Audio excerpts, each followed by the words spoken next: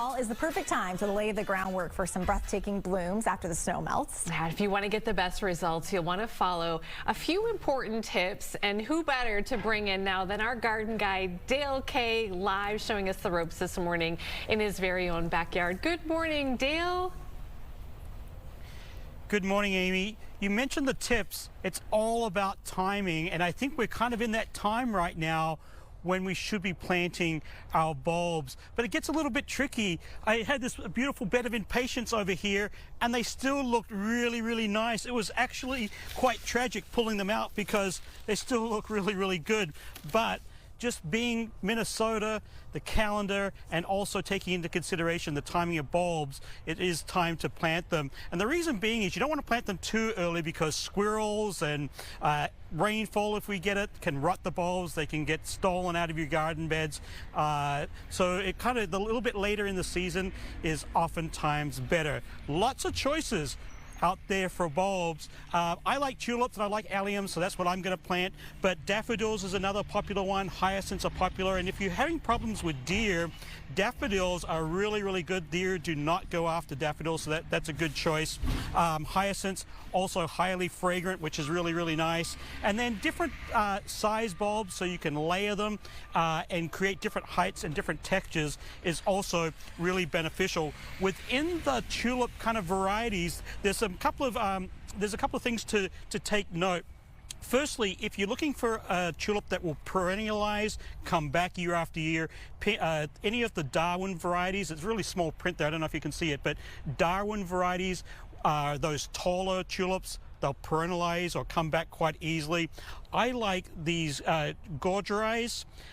They actually have these kind of pointed tips and pointed leaves, pointed petals, and they look a little bit more luxurious and exotic, more than the grocery store tulips that you pick up in the spring. So they are a little bit shorter, which is kind of beneficial, maybe not for cutting, but you know, if you've got a short vase, they would look quite nice. But in a garden bed in mass, I really, really like those. So the next thing, really all you need, oh, there's the alliums too. I really like these. I'm going to kind of pocket these in different spots and plant them in groups of 3s or 5s to make a little bit of a show, and that's those really big blue flowers that bloom in June. So I've got some layering of timing as well. Tulips will be a little bit earlier, the alliums will be a little bit later. From there, all you need really is a digging tool.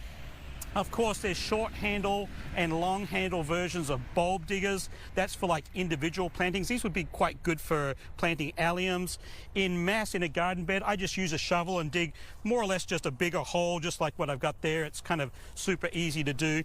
And once those annuals come out, this is kind of like just a little annual bed that I have. So I kind of move through the seasons with both impatiens and then also the tulips. So a little bit of fertilizer, blood and bone meal, that would work. Fish and bone, actually this one here is what I'm going to use, this fish and bone meal. And not only is it a great fertilizer, but it is really, sorry, smell that. Is that smelly? Yeah, he didn't like that. It's really quite on the nose, but I'm just going to sprinkle a little bit of that in. And that'll help keep critters out of my, hopefully it's going to help keep critters out of my bed as well. So I'm just going to mix, I'm just going to mix that in. Now it's really stinky here. Now it's really stinky. I'm just going to mix that in a little bit, and then I'm going to pick up my bulbs. We'll just come this way. Also, I got this bird feeder here. I'm going to move the bird feeder away from here because that'll just attract squirrels and attention too. So I'm going to move that out of the way once I'm done here. As far as depth for the bulbs, about 2 to 3 times deeper than the actual bulb size itself. So these bulbs, these particular tulips, cut a little bit smaller. It's about 1.5 inches or thereabouts. So my hole's about 3-4 inches deep. And then I don't want to crowd them too much. I want to give them a little bit of spacing. You can see that fertilizer's kind of mixed in. And with that fish fertilizer, that fish emulsion fertilizer, make sure you just give all these a good drink. Now technically the bulb itself has all the energy that it really needs to bloom, but I want to make sure that these kind of have a little bit of a power boost once they're in their bloom cycle. And again, of course, to keep to keep the critters at bay with any luck.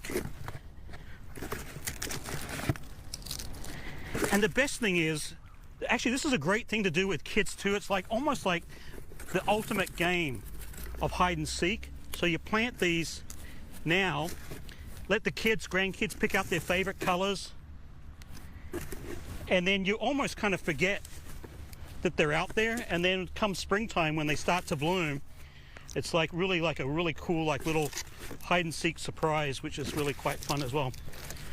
All right, so I've got them nested in there. I'm going to do like little groupings of these, like little masses of plantings. I'm going to leave some space, make sure I can bang my pansies in come early spring so I get a good show.